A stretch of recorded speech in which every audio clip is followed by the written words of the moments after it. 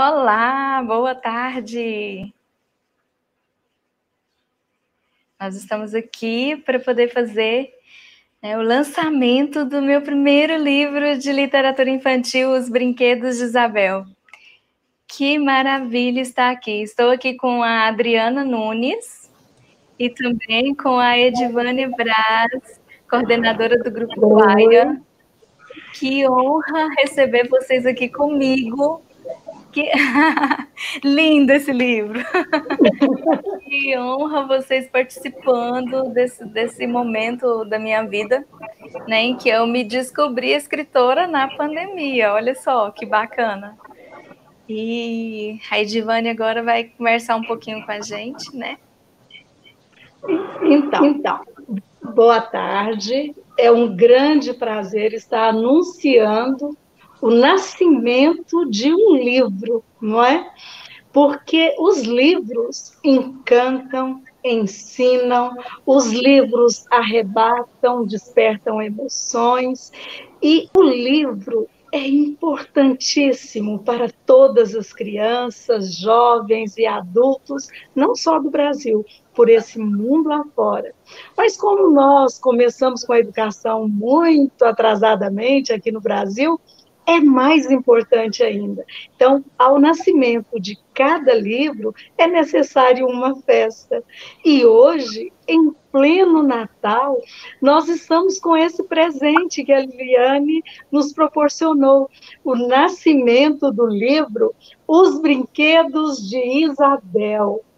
É uma narrativa linda e nós combinamos com ela que faríamos essa live para o encerramento do nosso projeto Sarau Natalino das Terras Guaianas, porque nada é mais importante para um contador de histórias do que a leitura de livros, muito livros, ouvir histórias, muitas histórias da tradição oral. E também participar, escutando um pouquinho da experiência de cada um. Vamos lá?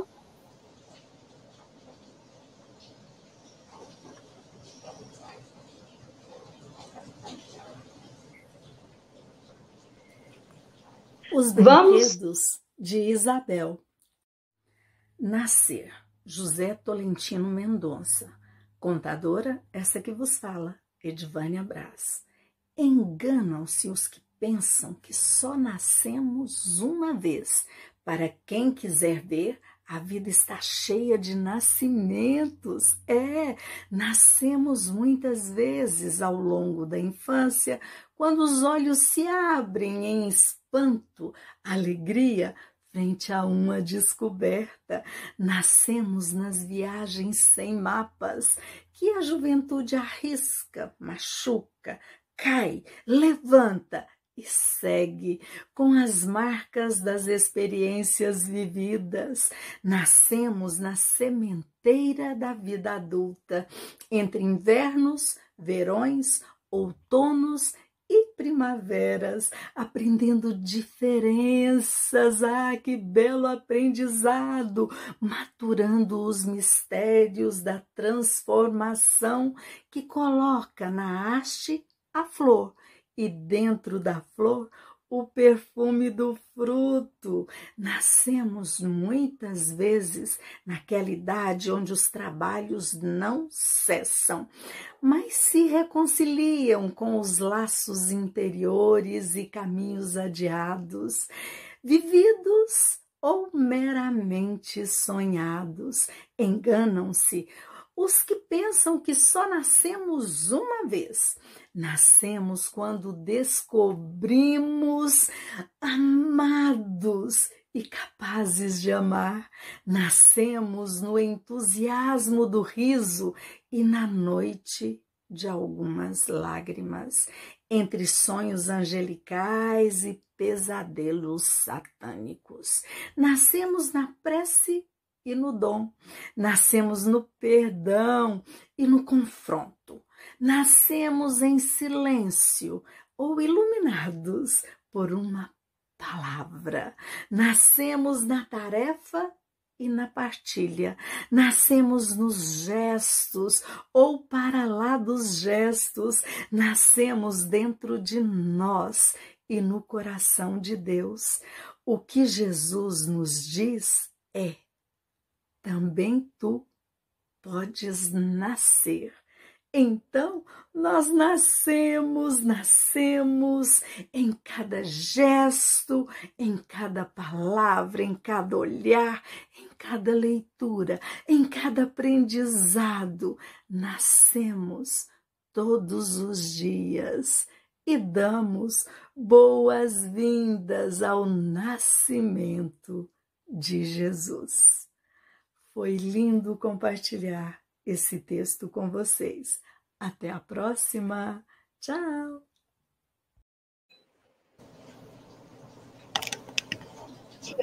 Então, eu acho que agora a gente pode ouvir a Adriana, não é, Liliane?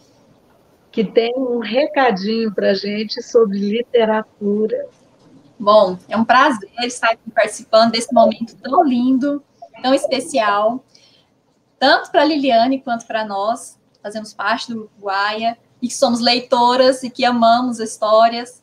E eu quero começar a minha fala com uma frase do Monteiro Lobato, que é muito pertinente ao tema dessa live, que é: quem escreve um livro cria um castelo, e quem lê mora nele.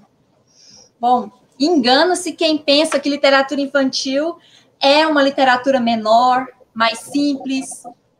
Não. É também uma representação do mundo, da vida, através das palavras.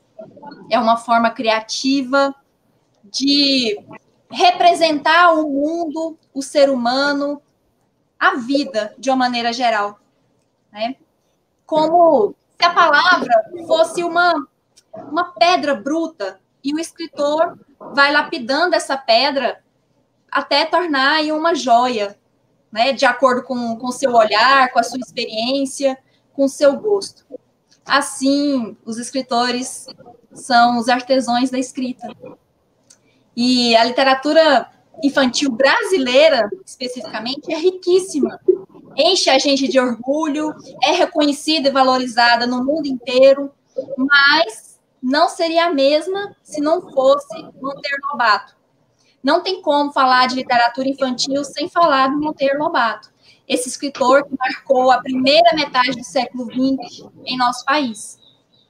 Podemos dizer que existe dois tempos da literatura infantil, que é o antes de Monteiro Lobato e o depois. Eu tive a honra de estudar com a professora Vera Tisman, na Universidade Federal de Goiás. Ela foi minha professora de literatura infanto-juvenil e é uma grande estudiosa nesse assunto. E eu faço questão de compartilhar com vocês aqui algumas de suas ideias sobre o Monteiro Lobato, a sua importância para a formação literária no campo da infantil e juvenil. E eu quero mostrar esse livro aqui, que é riquíssimo também, que eu recomendo a todos, que é a Literatura Infantil Brasileira, escrito por ela Vera Maria Kisman. E, bom, segundo ela, essa grande revolução operada por Monteiro Lobato na literatura decorre de uma postura, gente, inovadora, pois ele percebeu algo que é muito simples, muito óbvio para a gente hoje, no nosso tempo, mas que os escritores da época não enxergavam, que era perceber que as crianças tinham inteligência, muita inteligência, e que eram capazes de fazer juízos críticos sobre qualquer tipo de assunto. Então, essa questão que é tão simples, esse olhar tão simples, abriu as portas para a produção literária orientada, ou realmente para crianças e jovens, que nós temos hoje. Ele acreditava tanto, mas tanto na inteligência, na capacidade das crianças, que ele defendia que elas eram capazes de aprender coisas novas, conteúdos didáticos mesmo, de escola, ou conteúdos da vida, através da ficção, da narrativa, da literatura. Então, ele escreveu livros como a Aritmética da Emília, a Geografia da Dona Benta, a Emília no País da Gramática, que conduzia os leitores ao conhecimento formal ensinando-os a pensar e a questionar e a tirar suas próprias conclusões, mas de maneira lúdica, divertida. E ele trabalhou também assuntos que eram considerados como assuntos de adultos, como a Segunda Guerra Mundial, no livro A Chave do Tamanho, ou a polêmica do petróleo no Brasil, que era da época, mas segue até hoje, no livro O Poço do Visconde. Ou seja, ele apostava tanto, ele acreditava tanto na inteligência das crianças e dos jovens leitores, que ele acreditava que qualquer assunto de adulto poderia ser discutido com a criança também. Diferentemente dos autores que antecederam, que eram adultos falando aos pequenos. O olhar de adulto falando para os pequenos. Lobato prefere fazer como Dona Benta, que senta-se na cadeira de pernas cerradas, mais baixa, e desse ângulo de visão, na altura ali dos olhos das crianças, procura enxergar o mundo pelo olhar da criança. Ela despe da linguagem, dos adornos desnecessários. Ela não é autoritária, que é comum do adulto. E ela não também seleciona essas coisas. É adequado, não é adequado, não tem isso com Dona Benta. Pelo contrário, ela faz com que o faz de conta domine a situação. E isso é perfeito, é muito bonito. Inclusive, vou dar um spoiler aqui do livro, Liliane. Vou mostrar essa imagem deixa eu mostrar aqui. Uma das ilustrações, eu gosto de todas, mas essa aqui me fala muito sobre mediação, porque essa mãe, ela tem esse mesmo papel da Dona Benta, né, de mediadora.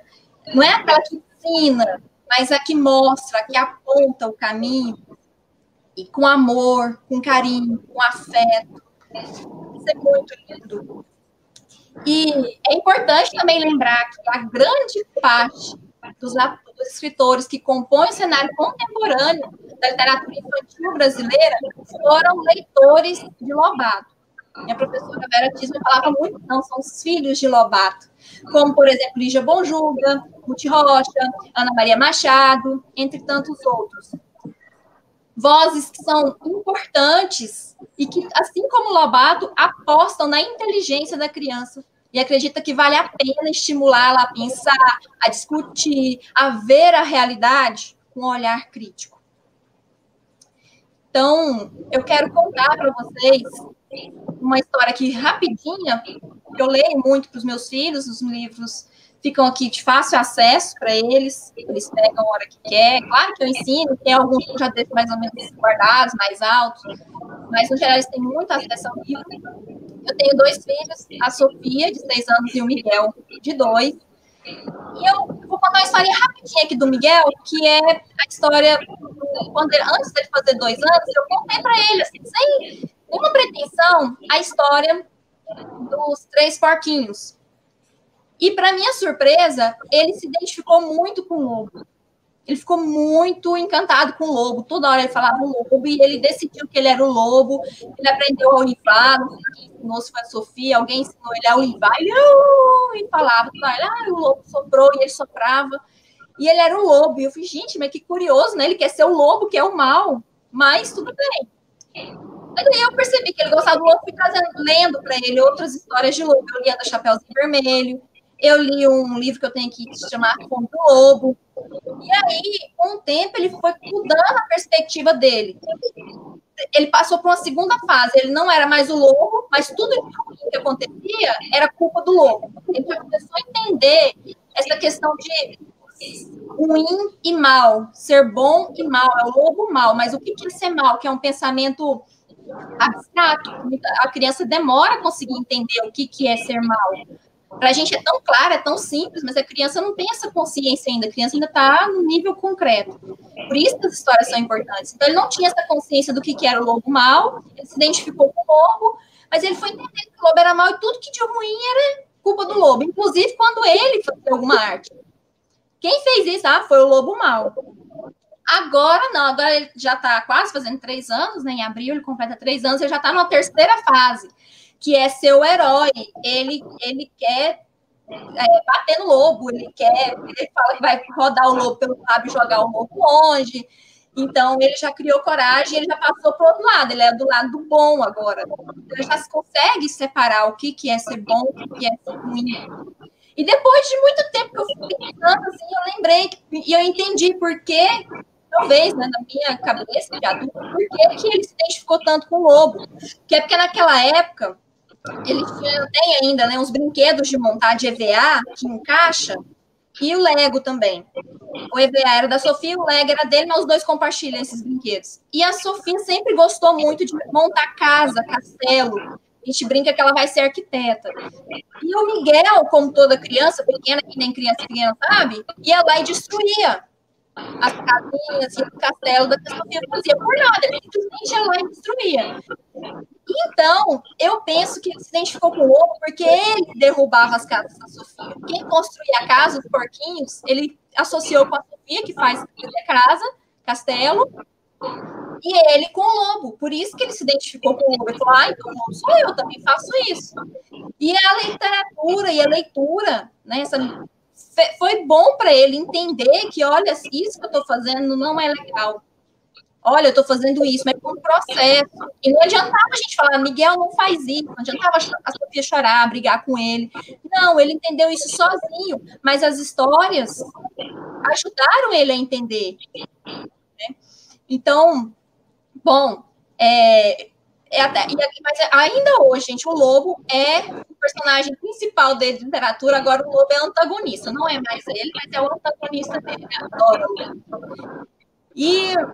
bom, a leitura literária permite ao ser humano ir além daquilo que está dado, a possibilidade de imaginar outro mundo, antecipando dessa maneira uma nova realidade, estimula a criatividade, estimula a empatia, porque não precisa viver a situação, você vive ali junto com o personagem, né? Isso, até a neurociência explica isso, o cérebro da gente não é capaz de distinguir realidade de ficção, tanto que a gente chora com filme, a gente fica com raiva com um livro que a gente leu e não gostou, ou se apaixona por personagens, muitos relatos, porque a gente entra na história. A gente entra na história e vive aquela vida que não é nossa, e isso é muito bom, isso é muito importante para a nossa formação como ser humano. Né?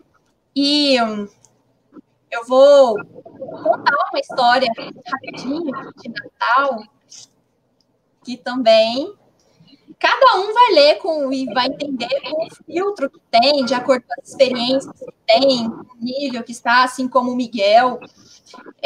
O texto está sempre em camadas, por isso que eu sempre valorizo e defendo, e acho ótimo quando a prefeitura doa livros para os alunos também, para que eles tenham a materialidade do livro, para que eles tenham o livro para que possa ler uma vez, 2, 3, ou agora, daqui 1 ano, daqui 2 anos, porque a cabeça muda, as experiências mudam, para ter um novo olhar, isso é muito importante. E essa história, em especial, eu descobri esse ano, uma feliz descoberta, eu gostei muito dessa história, eu li na versão em espanhol, e eu fiz tradução, que se chama Babusca. Se alguém conhece, coloca aí nos comentários para a gente conversar depois, para saber se vocês já ouviram falar na Babusca. Diz a lenda que em uma zona muito fria da Rússia vivia uma senhora que adorava pintar matrioscas. Sabe aquelas bonequinhas de madeira de diferentes tamanhos e toda colorida, que se encaixam uma dentro da outra? Pois é. Na noite que nasceu o menino Jesus, a senhora, que se chamava Babusca, acordou assustada com uma intensa luz. Ao aproximar-se da janela, viu uma estrela muito grande que disse: Babusca, Babusca, siga-me. Acaba de nascer o menino Jesus e eu te indicarei onde ele está. Mas na noite fazia muito frio e Babusca, que já era, mas senhorinha, ficou com muita preguiça. Não irei não, estrela. Outra hora eu vou. Agora está muito frio para sair aí fora. E Babusca voltou a dormir na cama, onde encontrou ali o calorzinho da sua manta. No dia seguinte, fez um frio maior ainda. E nessa noite, Babusca acordou novamente assustada. Era um ruído de fanfarra que provocou um tremendo estrondo. Ao aproximar-se da janela, a senhora viu um grupo de anjos tocando trombetas e outros instrumentos musicais. E eles disseram: Babusca, venha com a gente! Nasceu o menino Jesus e a levaremos até o portal para que ele a conheça. Mas Babusca tinha muito frio e não teve nenhuma vontade de sair. Ah, vá vocês! Outra hora eu irei. Agora está muito frio para sair. Então, Babusca voltou para sua cama, onde novamente encontrou calor. Na terceira noite, fez muito mais frio. Essa noite, Babusca acordou com o som de um forte relincho. Ao aproximar-se da janela, viu os 3 reis magos que disseram: Babusca, venha com a gente. Estamos indo adorar o menino Jesus. Ah, não. Vá vocês, respondeu a senhora. Está fazendo muito frio. Depois eu irei, depois. E Babusca voltou para sua cama. Mas essa noite não pôde dormir, porque pensou nas 3 oportunidades que teve para ir conhecer o menino Jesus, mas desperdiçou. Na manhã seguinte, não pensou 2 vezes. Guardou uma cesta com todas as suas bonecas, de todas coloridas, as matrioscas, e levou para presentear o menino Jesus. Então, ela caminhou, independente do frio, estava fazendo muito frio, mas ela foi e seguiu até Belém. Mas, quando Babusca chegou em Belém, teve uma grande desilusão. A família já tinha ido embora. Ela havia chegado tarde. Babusca, então, coitadinha, chorou desconsolada e pediu perdão. Pensou o que poderia fazer para recompensar aquilo. E então teve uma ideia. A partir daquele dia e para sempre, ano após ano, deixaria um presente para todas as crianças de todo o mundo, já que ela não pôde dar esse presente para o menino Jesus. Então, Babusca começou, nessa mesma noite, a repartir suas bonecas coloridas em todo o mundo. E foi assim, desde esse dia, a cada Natal, a senhora Babusca espalha brinquedos para todas as crianças do mundo.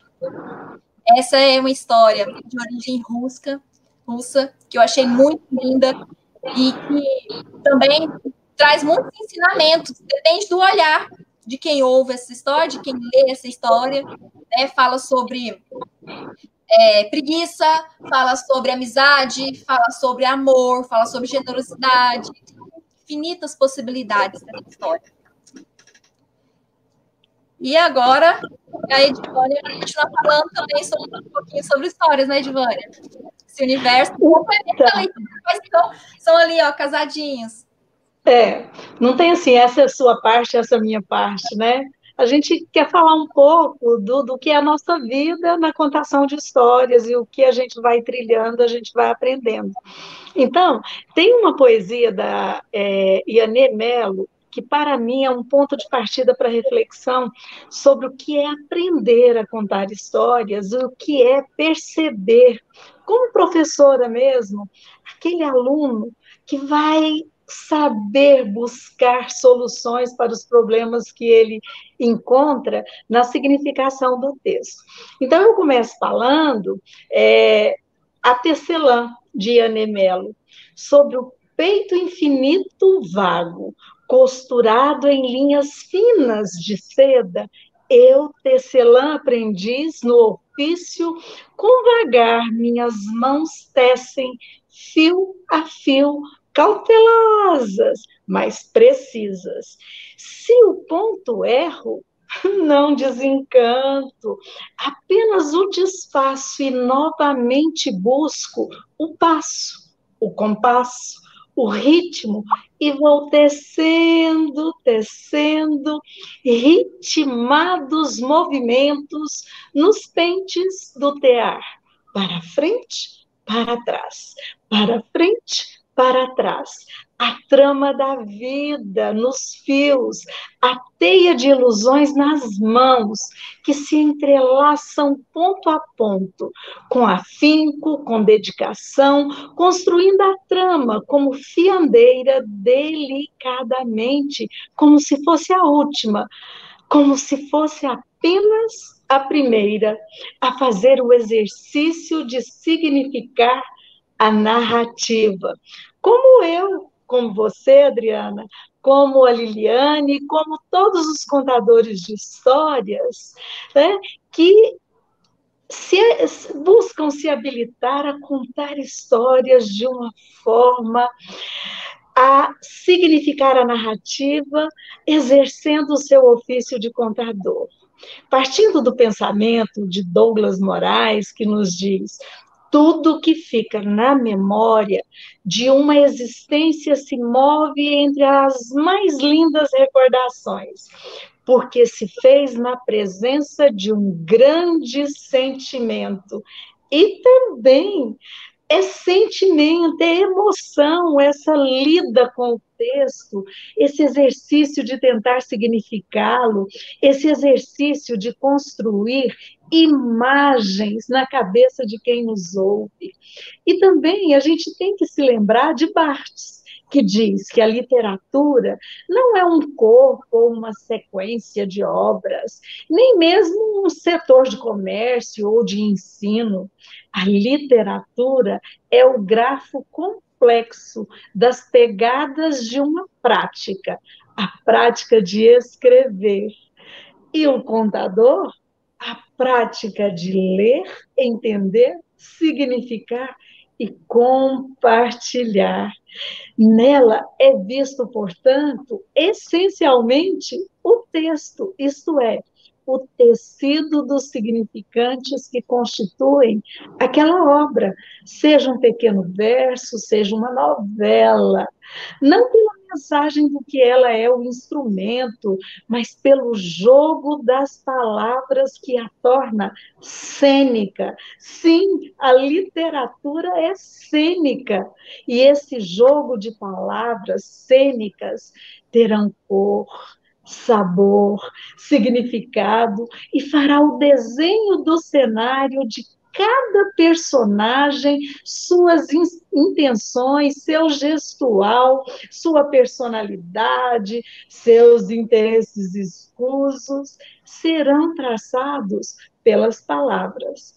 Agora, o bom mesmo é quando o professor, que é contador de histórias, não fica apenas no campo artístico, usufruindo daquele status do professor que vai contar histórias em dia de festa, em dia que se recebe visita na escola, mas que ele perceba a possibilidade que ele tem de trabalhar a literatura como palavra cênica por meio da contação de histórias, levando as crianças a buscarem ali em cada linha, em cada cena, em cada cenário ilustrado, que também é texto, o que tem de essencial naquela história.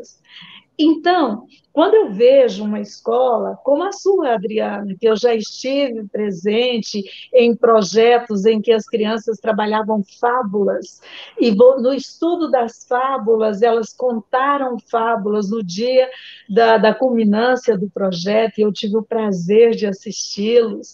Assim como você, Liliane, faz na sua escola, trabalhando produção de texto com os meninos, e os meninos escrevem histórias e as publicam em um livro, e que você divulga, e que você nos faz nos emocionar com aqueles textos das crianças, e tantos outros professores que a gente enxerga, projetos de contação de histórias, que vai além do contador, professor, e chega na criança e coloca a criança frente a frente a esse exercício de desenrolar aquele texto, de colocar suas experiências, de viver suas emoções em cada sinuosidade daquela narrativa, perceber se aquele texto não é grande demais para fazer uma apresentação, mas também não é tão pequenininho que não possa ser apresentado, se tem que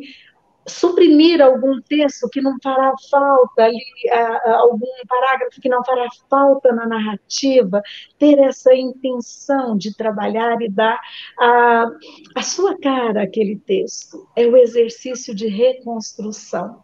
E é nessa perspectiva que no Grupo Guaia, e as meninas, tanto a Liliane e a Adriane, sabem que a gente defende que a contação de histórias é a arte cênica essencial para desvendar mistérios com as palavras que têm cheiro, sabor, cor, emoção, e que trazem perspectivas a serem seguidas ou não, defendidas ou não, e que você vai poder pensar aquelas questões que estão te incomodando aqui na vida real, lá onde você não corre risco em resolver suas dúvidas. E quando se deparar com os problemas aqui, você, sem mesmo às vezes lembrar daquela leitura, você toma decisões mais maduras, porque você tem a experiência gravada nas suas lembranças.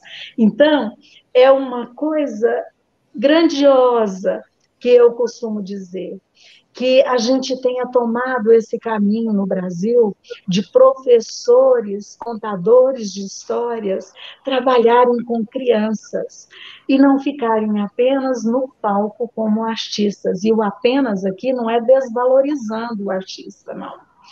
É porque o artista contador, professor, também pode compartilhar essa arte com as crianças, fazendo com que elas sejam criadoras de sonhos, de novas memórias, nos lembrando sempre que um livro lido por um leitor já é um livro diferente do que aquele escrito pelo autor.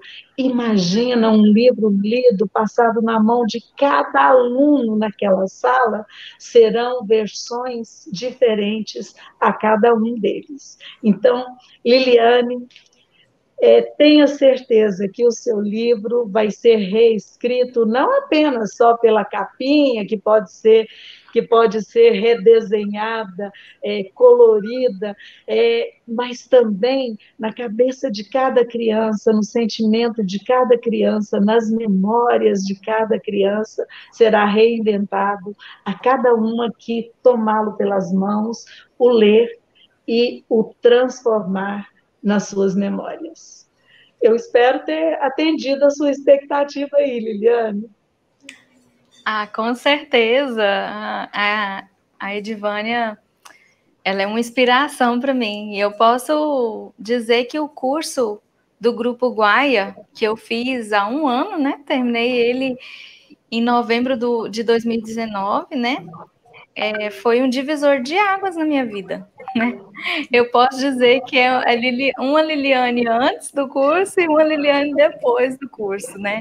Esse curso do Grupo Guaia é maravilhoso, que trabalha com formação de contadores de histórias, e a contação de histórias e a literatura infantil mudou muito o meu foco enquanto professora também, né? A gente passa a observar a importância da literatura infantil no trabalho cotidiano da escola, coisa que às vezes passa desapercebido, porque a gente só quer trazer uma função pedagógica para o livro literário, né? Muitas vezes o professor, ele olha um livro pensando, o que eu posso ensinar para a criança com esse livro? E depois que a gente faz o curso de contadores de histórias, do Guaia, a gente passa a ter uma visão diferente. Eu, enquanto profissional, enquanto professora, passei a ter uma visão diferente com relação à literatura infantil e a importância da literatura infantil para a formação de leitores, né? Olha só, para a formação de leitores. Então, começa lá da infância mesmo, e é preciso proporcionar para a criança esse ambiente leitor, né? Livros literários e contações e muitas histórias, né? O Manuel de Barros, ele fala assim que todas as coisas cujos valores podem ser disputados no cuspe à distância servem para a poesia.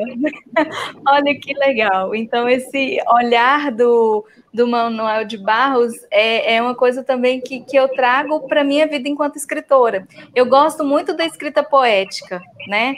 Eu gosto de textos rimados, da brincadeira com as palavras, e foi isso que eu fiz, né, no texto Os Brinquedos de Isabel, no livro Os Brinquedos de Isabel, que está aqui. Olha só. Eu brinquei muito com as palavras, eu trouxe um texto poético. Nesse texto, né, eu falo um pouquinho sobre a relação afetiva da criança com brinquedos. Eu falo que o brinquedo é a primeira propriedade privada da criança. Nossa, o brinquedo como propriedade privada? Não necessariamente, mas o sentimento que a criança tem com relação ao brinquedo, né? Observando várias crianças, não só a Angelina, né? Que eu posso dizer que a Angelina é a minha Isabel, né? Não só a Angelina, mas observando as várias outras crianças, a gente percebe esse sentimento de posse com relação ao brinquedo e a dificuldade que a criança tem de compartilhar, né, o brinquedo. Então, o livro, ele trata um pouquinho sobre essa relação. Gente, o brincar na infância é coisa séria. É através das brincadeiras, dos brinquedos que a criança vai aprender, né? É através da brincadeira. E eu falo que o brinquedo, ele desperta a fantasia, né? Ele não é um simples objeto, mas ele desperta a fantasia e as brincadeiras podem trazer um mundo completamente diferente para a criança. E é isso que eu tento trazer na história Os Brinquedos de Isabel. Um adulto que lê esse livro vai pensar muito, vai despertar nesse adulto as memórias afetivas dele com relação à infância e aos brinquedos. Eu não sei, mas eu já tive pessoas que leram e falaram assim, nossa, Liliane, eu lembrei dos meus brinquedos da infância, tinha uma boneca, tinha um brinquedo assim que eu era muito apegado, né? Eu mesmo tinha um cachorro de pelúcia lá em casa que se chamava Igor. Ele não era meu, era da minha irmã caçula, da Daiane, mas eu tinha uma posse, um ciúme desse Igor, que eu só dormia abraçada com ele, com esse cachorrinho de pelúcia, e era uma coisa lá em casa, esse brinquedo. Então, eu me lembrei, quando eu estava lendo, nossa, então, assim, a gente lendo e escrevendo, né, a gente, através da leitura desse livro, vai despertar em você memórias afetivas com relação aos brinquedos e à infância. E a criança, ela vai navegar nessa brincadeira que foi esse livro. No livro tem um só sapeca que pega os brinquedos da Isabel, que é a personagem principal da história, e aí, a partir desse conflito aí, de alguém que toma os brinquedos da Isabel, nós vamos ver que a magia e a fantasia começam a acontecer na história, né? Teve um colega que comprou o livro para a filha dele e ela mandou um videozinho para mim falando assim, tia Lili, eu gostei muito do livro, porque no final o sol, né, ele vai brincar com os brinquedos da Isabel. É real? É real? E ela ficou me perguntando, é real? O sol se esconde do céu para brincar com os brinquedos da Isabel?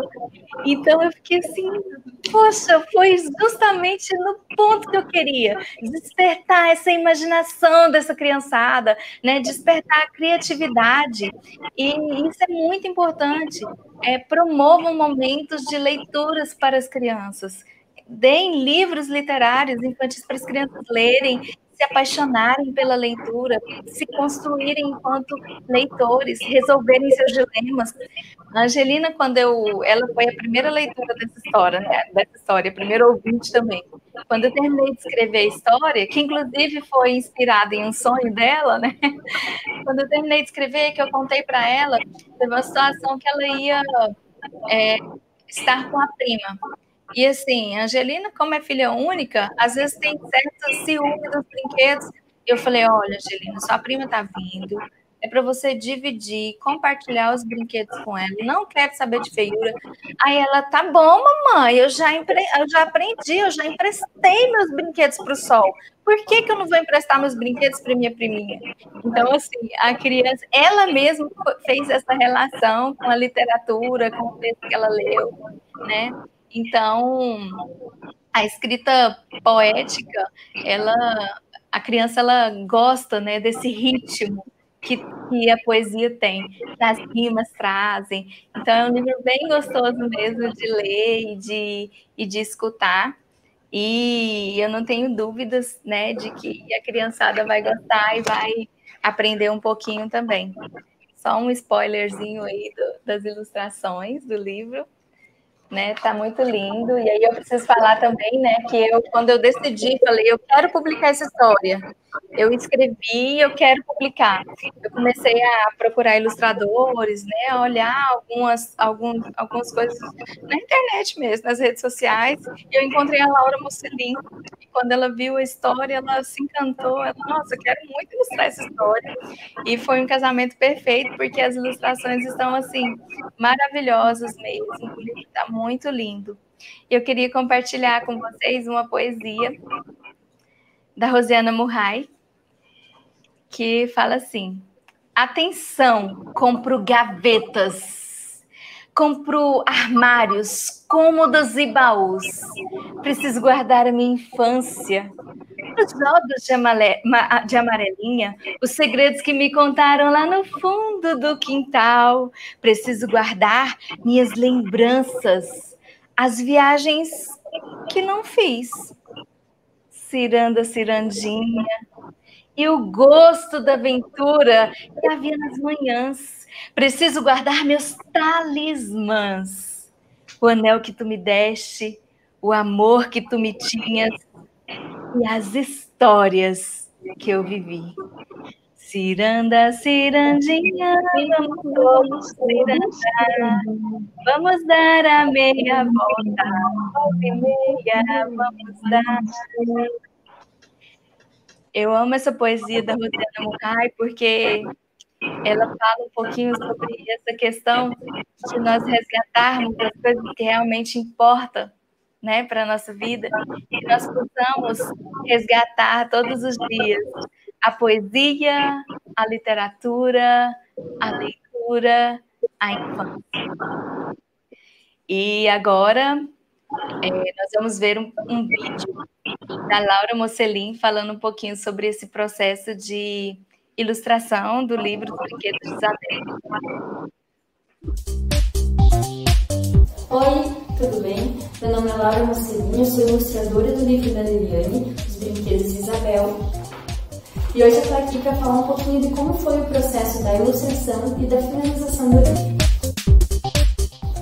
Então, a primeira vez que eu li a história da Liliane, eu fiquei super emocionada e muito animada para começar a ilustrar, porque é decorrente de um sonho. Então, a partir do primeiro teste que a gente fez, a gente definiu o traço, definiu a paleta de cores, e a partir disso a gente começou a desenvolver o livro, bem como essa ideia de imaginação, uma coisa mais imaginável, uma coisa mais elaborada para isso. Foi muito bacana esse processo, porque no meio a gente foi conversando, foi analisando juntas e transformando o livro juntas. Eu sempre digo que é muito importante o ilustrador e o escritor transformarem a obra no livro como uma parceria realmente juntos. E isso foi o que aconteceu no nosso livro. Foi muito bacana construir isso com a Liliane, porque além de ser uma história super legal, que é a partir de um sonho, a gente conseguiu transformar as ilustrações, ou todos os efeitos visuais que a gente colocou no livro, a partir do sonho também, né? Trazendo e remetendo essa ideia. Então essa parte foi muito legal. E a Liliane escreveu a história de um jeito super massa, que foi muito legal de casar o texto com a ilustração. E isso é muito importante nos livros infantis, né? Combinar a ilustração realmente com o texto, tanto na concepção da arte quanto na diagramação do livro. Acredito que tudo isso influenciou, né? Todas as questões de diagramação e ilustração. A ilustração, tanto a paleta de cores quanto o estilo, de um jeito que remetesse a história, quanto a diagramação, que também remetesse a história. A gente fez as ilustrações todas mais horizontais, para que o olho do leitor ele consiga acompanhar a ilustração conforme o texto. Foi essa a nossa ideia principal. Falando um pouquinho sobre a visão técnica, a gente utilizou o contorno da ilustração junto com a cor. E utilizamos também na pintura um pincel que remetesse a uma coisa mais palpável. Era essa a principal ideia em termos técnicos. Eu sou suspeita de falar, mas o livro está incrível. Espero que todos gostem. Liliane, muito obrigada pela oportunidade, por acreditar no meu trabalho e obrigada por tudo. Foi uma experiência incrível. Tchau!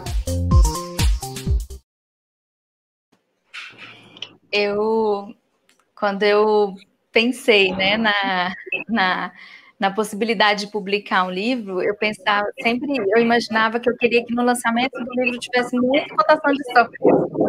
E eu fico muito feliz da Edivane e a Adriana estarem aqui comigo.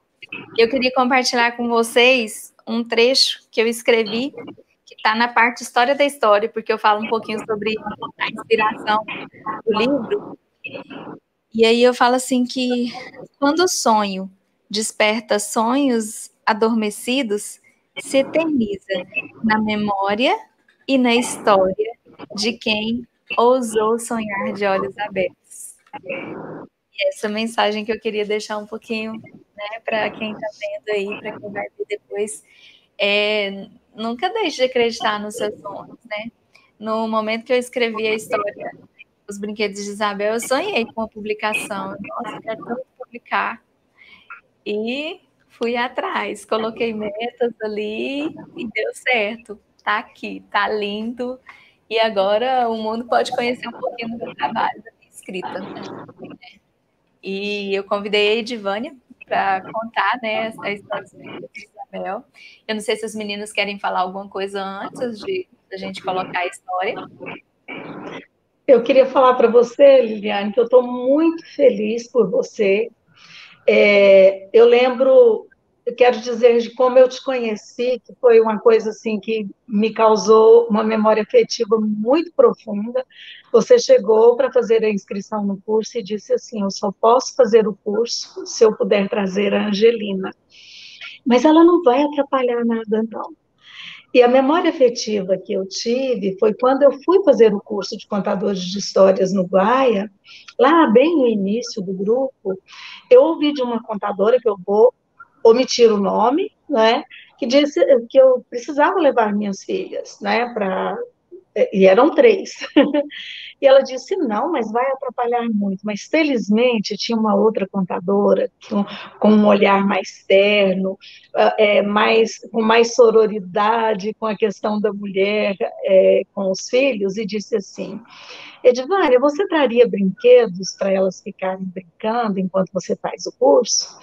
Foi o que eu fiz, eu levei uma colcha, colocava no canto da sala com brinquedos, lápis de cor, livros para elas manusearem, e elas fizeram o curso assim. Imagina se eu teria coragem de dizer para você que você não poderia fazer o curso, porque eu sou fruto desse curso e fiz com as minhas 3 filhas, que depois elas acabaram assim, me ajudando a compor as histórias. Eu ia memorizando e colocando aqueles pitacos que o contador coloca, com caras e bocas, e elas falavam, gostei desse jeito, esse gesto não ficou bom, mamãe. Então, assim, era uma parceria, e é uma parceria que perdura.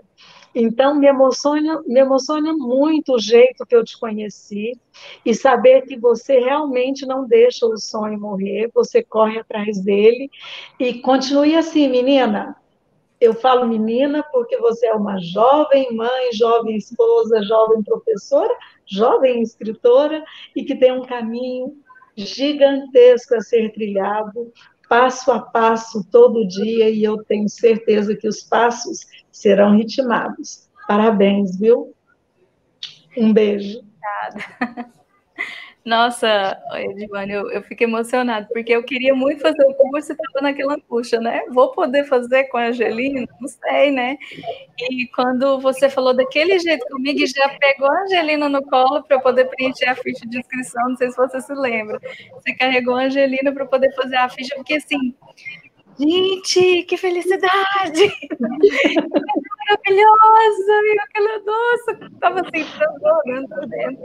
E a Angelina, ela tinha acabado de fazer 2 anos naquela época do curso, né? Agora ela já tá com 3,5, mas na época ela tinha feito 2. Ela chegava em casa, às vezes, ia falar alguma coisa e fazia caras e bocas, ainda nem falava direito. Aí eu, oi, Angelina, onde é que você aprendeu a falar assim? No curso de contadores e histórias que a mamãe tá fazendo.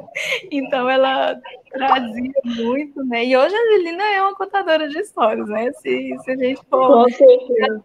Conta história, ela gosta de histórias, né? É uma ouvinte. Sempre que eu vou gravar um vídeo contando história, a Angelina senta lá nos meus pés e fica ali, ouvindo. Tem vezes que me repreende. Mamãe, você esqueceu de falar isso, isso e isso. Então, participa ativamente de todo o processo. Agora, gente, eu queria, né, convidar a Edivânia, que vai apresentar aqui a história maravilhosa, Os Brinquedos de Isabel. Os Brinquedos de Isabel. Autora Liliane Tosta Costa. Ilustradora Laura Mocelin. Uma folha que vira barco, navega longe pelo mar. Um palito que agora é arco. Ai, lança flechas pelo ar.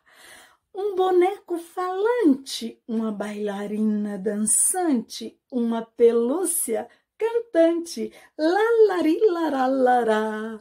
É, a magia do brinquedo transforma o enredo, marca o território de qualquer dormitório. O brinquedo é propriedade privada, objeto de dedicação aprovada, marcado pelo ciúme e carregado de emoção. Às vezes pode ser motivo de muita confusão. Eu vou contar para vocês o que foi que aconteceu numa tarde encantada de brinquedo e risadas da pequena Isabel. Imaginem só, os seus brinquedos foram parar lá no céu. Como isso aconteceu? Eu conto para vocês. Numa tarde ensolarada, no quintal da sua casa, Isabel começou a brincar.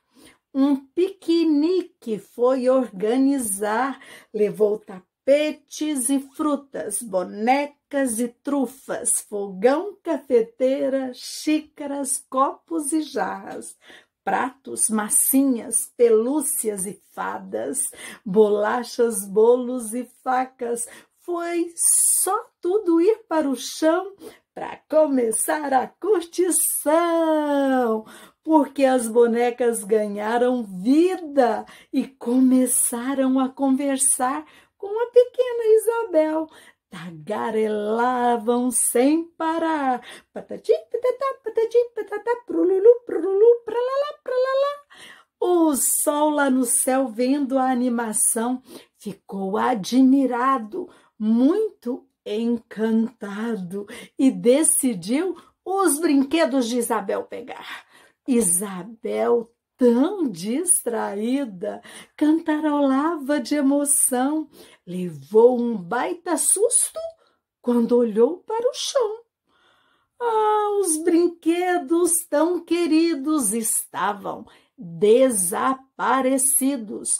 Procurou por todo lado, não conseguiu encontrar. E nessa saga de procura daqui, procura de lá, e para o céu começou a olhar. Ficou tão espantada. Seus brinquedos estavam lá, bailavam alegres num grande espetáculo. Isabel ficou sem reação, nervosa com a situação. Correu para a mãe choramingando. Meus brinquedos estão no céu dançando. Eles bailavam alegres num grande espetáculo. Então, a mamãe entrou no clima, achou que fosse brincadeira, mas quando olhou para cima, viu que a notícia era verdadeira? Então as duas decidiram pegar a nave espacial.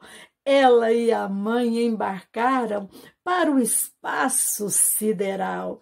Isabel ficou encantada com as belezas espaciais, estrelas, satélites, planetas, cometas e tinha até astronautas dando piruetas. Isabel, quando viu a Dona Lua, perguntou sem fraquejar: "Você pegou meus brinquedos sem eu autorizar?" Dona Lua, carinhosa, respondeu com atenção: "Seus brinquedos estão com o sol. Ele é muito brincalhão." Isabel, bem depressa, com o sol foi se encontrar e, muito chateada, começou a falar: "Ah, seu sol danadinho, pegou meus brinquedinhos sem me pedir permissão? Você não sabe que os brinquedos moram no meu coração?" O sol, muito envergonhado, não sabia como explicar que, apesar de crescidinho, gostava muito de brincar. A mamãe, nesse momento, resolveu interferir. Conversou com Isabel e disse que era melhor dividir. Brinquedo é bom compartilhado, com os amigos socializado, disse ela. Então a menina repensou e mudou de opinião. Prometeu ao amigo Sol que ele tinha permissão de brincar com seus brinquedos e se divertir de montão. Bem, agora vocês já sabem o que acontece com o Sol quando ele desaparece do céu. É porque ele está brincando com os brinquedos da Isabel. Ah, como eu amei essa história e como eu adorei compartilhar com vocês. Tchau! Maravilhoso, maravilhoso. Adorei mesmo.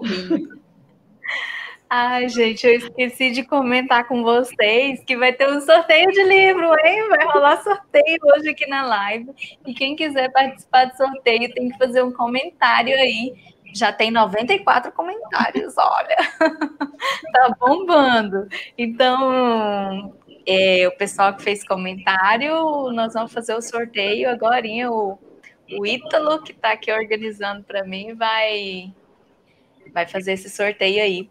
E vocês acreditam que hoje uma equipe da TV Record esteve lá em casa para fazer uma entrevista comigo sobre o livro Os Brinquedos de Isabel? Nossa, mas eu tô muito chique, hein? É a escritora que nasceu na pandemia. Olha que legal. Edivânia, adorei a sua contação, como sempre, né? Eu sempre falo que você é uma inspiração para mim. Muito obrigada por ter dedicado um tempo para preparar essa história que para mim é tão importante, né? Enquanto o Ítalo organiza ali, deixa eu contar para vocês. Essa história foi inspirada no primeiro sonho que a Angelina teve. O primeiro sonho que ela teve, que ela me relatou, que ela soube me contar. Ela ainda não tinha feito 3 anos e ela acordou nervosa, né? Muito brava. Mamãe, eu tive um sonho feio essa noite. Aí eu falei: Angelina, o que aconteceu? O que você sonhou? Eu sonhei que meus brinquedos estavam no alto. No alto onde, Angelina? No céu, mamãe, no céu. Na hora, eu já imaginei a ilustração. O céu azulzinho, cheinho de brinquedos lá em cima. Eu fiquei pensando, gente, mas que cena mais linda. Mas a Angelina estava muito nervosa. Quem pegou seus brinquedos, Angelina, depois no céu? O sol, mamãe, aquele sol danadinho. E aí ela já foi para fora de casa, para o quintal, e começou a brigar com o sol, né? Na época ela ainda confundia muita fantasia com a realidade, né? E lá de fora do quintal, seu sol danadinho, por que você pegou meus brinquedos? Devolve meus brinquedos, e aquela coisa. Eu fui conversando com ela, falando, Angelina, não, o sol quer ser seu amigo, porque você não pode emprestar seus brinquedinhos pro sol. Aí ela olhou assim, tá bom, sol, você é meu amiguinho, então, eu te empresto. E aí, a partir desse sonho dela, eu fiquei assim, nossa, mas é uma história tão linda. E fiquei imaginando que poderia ter uma história com esse sonho. E aí, depois de um tempo, eu acho que um mês depois, eu sentei para poder escrever a história, né? E acho que ficou bem legal, porque trabalha a questão da magia, da fantasia, da imaginação e também da importância da socialização dos brinquedos entre as crianças, né? Eu Obrigada. posso falar uma coisa, Liliane? Claro, pode falar. E eu acho que principalmente a parceria da mãe com a filha, né? Exato. Porque a mãe embarca na brincadeira, vai junto, viaja com ela na nave espacial, não é? E não é aquela mãe que tá ficando maluca, menina, só não brinca não sei o quê, né? Seria o de se esperar da mãe que não está nem aí para observar, a ouvir a criança, ou o professor, né? Eu fico imaginando um professor que ouve uma história que o aluno vem contar e deixa para lá, olha a oportunidade que tem de ouvir, não é? Foi bom para você, está sendo bom para a Angelina, com certeza, quando ela assistir essa gravação aí, mais para frente, ela vai se emocionar muito, não é? Porque hoje, talvez ela assista, ela, mesmo que você conte a história, ela vai lembrar de tudo, mas não tem a carga emocional que vai ter futuramente. Olha o presente que você está dando para ela, não é? Então, é disso que a gente está precisando, que pais, mães, tias, avós leiam para as crianças, para que elas tenham essa capacidade de imaginar, de saber que é importante contar um sonho para a mãe e de despertar aqueles sentimentos que ela sentiu durante o sonho e compartilhar. É tudo muito lindo mesmo. Às vezes a gente olha para a criança com uma determinada fala e a gente reproduz assim, nossa, mas fulano é muito egoísta. Criança é muito egoísta, não gosta de prestar, não sei o quê. E, na verdade, não é isso. Ela tem uma série de sentimentos ali envolvidos na relação dela com o brinquedo. Não é egoísmo, é uma relação que ela tem de afeto com aquele brinquedo. E a gente precisa ter um olhar atento a isso. A criança ela precisa entender, e não é só com as broncas e com castigo, não.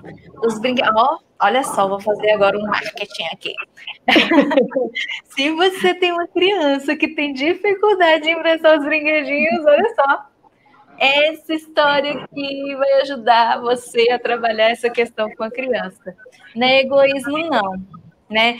Até quando eu estava escrevendo, e eu escrevo e leio as coisas para a Angelina, eu estava escrevendo e lendo uma coisa, aí ela falou assim, não, mamãe, eu não fiquei brava com o sol, eu não estava com raiva dele, eu estava com medo, preocupada dele estragar os meus brinquedinhos.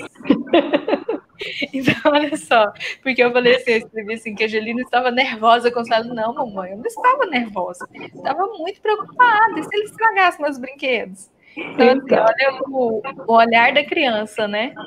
Com relação ao brinquedo, né? A situação. É como o Obama, né? Que acreditou na inteligência da criança e que a criança é capaz de aprender por meio da ficção, por meio das histórias.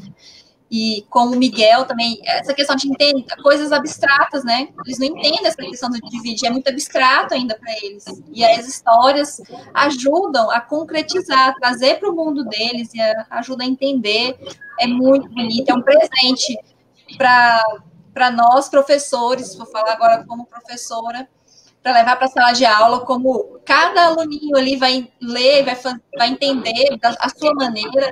Como você falou, eu, Adriana, quando li a história a primeira vez, eu lembrei foi da Sofia, da minha filha, que é muito ridícula mesmo, ela tem muita dificuldade para dividir os brinquedos dela, primeira filha, primeira neta, primeira sobrinha, primeiro tudo, e só depois de 4 anos que nasceu o Miguel, então ela é dona dos brinquedos dela e do Miguel também. Ela que toma conta. Você já lembrou dos seus brinquedos de infância, a filha da sua amiga, do seu amigo, já pensou na imaginação do sol, já viu outra coisa. Então, cada um vai ler de uma forma, isso é uma riqueza, isso é muito bonito, é uma obra-prima mesmo, é um presente para nós que amamos ler, e só tenho a agradecer. Muito obrigada, e eu espero que poder te levar lá na minha escola, para os meus alunos, conversar com eles, para ler com eles. Pai, pandemia, que a gente sai lá de novo. Nós vamos contar essa história, eles vão ler e contar, porque são experiências diferentes, né? Vale a pena, muito a pena ter essas duas experiências. E só tenho a agradecer, é um presente de Natal muito grande. Obrigada. Doida para essa pandemia acabar, para a gente poder voltar para as escolas, né? Espero que isso se resolva logo, né? E eu tenho fé que se resolverá. Já temos um ganhador, Ítalo? Já temos um ganhador do nosso sorteio. Quem é? Elisângela, minha amiga linda! Que felicidade, Angela! Olha, Elisângela! Que coisa linda! Nossa, eu estou muito feliz. Elisângela, minha amiga, né? Nós trabalhamos juntas no Pedro Gomes de Menezes por acho que uns 3, 4 anos, né? Depois ela foi para outra escola, mas é uma pessoa queridíssima, feliz por você ter ganhado nesse sorteio. E vou ficar feliz também de autografar esse livro para você. Obrigada, Edivânia. Obrigada às pessoas que estão assistindo e que vão assistir depois, em outro momento. E o livro está disponível à venda, né? Podem entrar em contato comigo. Meu WhatsApp estava passando aí o tempo todo, também pelas redes sociais, Facebook, Instagram, né? Nesse primeiro momento, eu que estou organizando, né, as encomendas, as entregas, queria, né, sortear mais um. Sorteio mais um. E aí, vamos ver, o que você acha, Edivânia e Adriana? Sorteio mais um? Sorteia. Então vamos sortear mais um, Ítalo. Sorteio mais Natal. Natal. O espírito natalino vai baixar aqui agora. Vai lá, Ítalo. Queria agradecer, né, muito, Edivânia e Adriana, por vocês estarem comigo aqui participando, a cada um que esteve assistindo e que vai assistir depois, muito obrigada. Podem me procurar para comprar o livro. Nesse primeiro momento, eu que estou organizando mesmo os pedidos e as entregas, né, e aí, preciso falar, né, o livro custa R$30, tá, o valor do livro, e assim, a qualidade, né? Eu preciso falar também disso. O miolo dele é mais grosso, né? Então é um livro assim que a criança ela vai poder manusear tranquilamente, né? Então comprem, deem livro de presente para as crianças. Adquira o seu livro, Os Brinquedos de Isabel. O livro está lindo, eu tenho certeza que vocês vão gostar. Eu brinquei com a Liliane que assim que ela pegasse o livro, ela ia querer colocar no carrinho de bebê e passear na praça. Foi o sentimento que eu tive quando eu publiquei meu primeiro livro. É uma paixão assim materna, né? Olha, eu que produzi. E eu entendo essa sua alegria e espero que você repita várias e várias vezes, viu, Liliane? E Adriana, vamos embora lá escrever? Inspirada agora. Inspiradora. Verdade. Eu peguei o livro à noite, né? Vou dar uma dica para vocês. Porque aí, depois que eu escrevi a história da Isabel e outras, porque eu já tenho 3 histórias escritas, gente, pensa, logo nós vamos ter mais histórias aí. Mas eu comecei a fazer uns cursos de escrita criativa e a dica principal para quem quer escrever para criança é observar as crianças.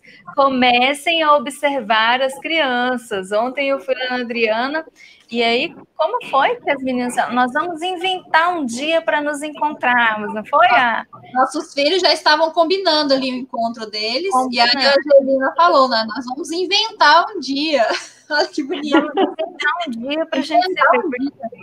Porque eu falei, não, nós temos que ir embora. Ela, mamãe, eu quero brincar, mamãe, deixa eu ficar aqui, deixa eu brincar com a Sofia e com o Miguel. Aí eu, não, depois a gente volta. Fala para os seus amiguinhos, já convida eles para irem lá em casa fazer uma visita e tal. Aí ela falou assim, nós vamos inventar um dia para vocês irem lá na minha casa, pular no meu pula-pula e brincar comigo. E aí a Adriana falou assim, anota isso. Inventar um dia, anota isso. Então é mais ou menos isso, é observar as crianças, é lembrar da nossa infância, dos fatos que aconteceram, resgatar essas memórias afetivas e observar, né? A criança é a nossa matéria-prima aí para a escrita. Então, você me falando isso, Liliane, eu participei de uma antologia, Elas e as Letras, que tem uma história, que eu não vou contar ela inteira, é só o pedacinho que me inspirou. A Thaisa tinha uns 3 anos, 4 no máximo, a gente estava indo de Goiânia para Belo Horizonte, e aí a gente passando de frente àqueles cafezais intermináveis, que agora a soja tomou um pouco, né? Mas você viajava horas e horas vendo os cafezais. E ela, olhando pela janela, falou para o pai assim, que árvore é essa? Aí o pai respondeu rapidamente, é pé de café. Ela ficou calada, observando de novo, e de repente ela disse assim, mas cadê as xicrinhas? Então, assim, essas lembranças afetivas que a gente tem, né? Então, esse fato gerou uma história que está no livro Elas e as Letras, não é? E observar, e não precisa ser só o filho, né? Tem o filho da amiga, tem o menino na escola, né? A Priscila ilustrou um livro da Maria de Fátima Teixeira Barreto, que deu o macaco na cabeça. É um livro que é uma memória afetiva da Fatinha lá no colégio, no CEPAI, que tem muito macaco, não é? E ela contou a história de um macaco, assim, que era coisa cotidiana, porque eles roubavam as coisas, mochila dos meninos e tudo isso acontece até hoje por conta do Bosque Saint-Hilaire lá, né? Então, assim, o livro é fruto da memória afetiva da professora na relação com o bosque e os macaquinhos que vivem lá. Então, observar tudo, não só criança, mas acontecimentos históricos, né, que te chocaram, coisas que aconteceram na infância dos seus avós e eles te relataram, que relataram com tanta fortaleza dos fatos, tanta emoção, que parece que aconteceu com você, né? E aí você resgata isso, né? Então, estar atento à vida, ouvido aberto, olho aberto, né? Para poder enxergar, ver, ouvir e escutar de verdade aquilo que está sendo dito, né? E você está fazendo isso com muita propriedade. Eu sei que a Adriana também faz. E aí, já temos o segundo ganhador, Ítalo? Quem é? Eli Borges. Parabéns, Eli. Parabéns, Elisângela. Vou entrar em contato com vocês para poder entregar o livro aí que vocês ganharam. Eu quero 3. Olha! Vai ganhar um e quer mais 2. Que maravilha! Ótimo, Eli. Obrigada aí pela confiança, tá bom? E, esqueci de falar, o livro ele vai com essa capinha aqui, ó, que tem uma ilustração dentro para as crianças que gostam de pintar. É uma ilustração que tem a ver com a história. Então, tá bem legal mesmo. E muito obrigada, né, pela participação de vocês. Obrigada, Nairo. Você é um querido. Você, a Larissa, a Heloísa, a Isabela. Muito obrigada, tá? Obrigada pela participação de vocês aí que assistiram, os que vão assistir depois. Obrigada mais uma vez, a Adriana e a Edvânia, por estarem comigo nesse momento. Preciso agradecer também, gente, a minha amiga Eliane, que ela trabalha na biblioteca do CEPAI e ela me incentivou muito na publicação. A minha irmã, Daiane Tosta, que também leu os manuscritos, né, os originais, e me incentivaram muito. Porque, assim, às vezes a gente escreve e fica assim, insegura, né? Nossa, eu tô achando bom, mas eu que escrevi, será que tá bom mesmo? E aí é importante a gente entregar para outras pessoas. A Eliane, ela foi uma das primeiras pessoas que leu o livro e que falou, Liliane, publica. A Daiane Tosta, minha irmã, também. Então, obrigado por esse incentivo aí que vocês me deram. E é isso aí. Obrigado pela participação de vocês. Obrigada a você por ter confiado na gente, tá? Muito obrigada. Gratidão.